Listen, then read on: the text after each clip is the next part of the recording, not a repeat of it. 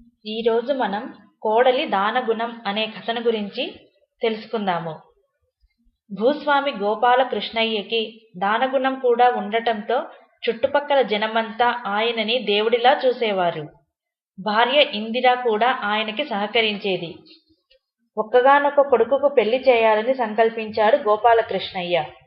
కాని ఆయనకు ఒక అనుమానం పట్టుకుంది.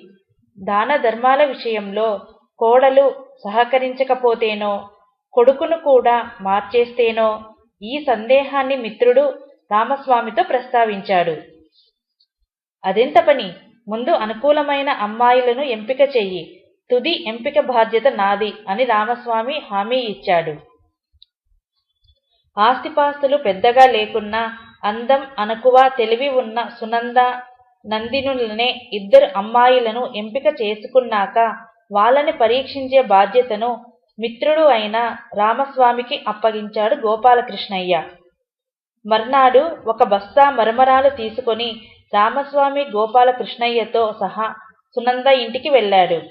మరమరాల బస్తా అరుగుపై ఉంచి చుట్టుపక్కల పిల్లలను పిలిపించాడు. ఇదిగో అమ్మాయి,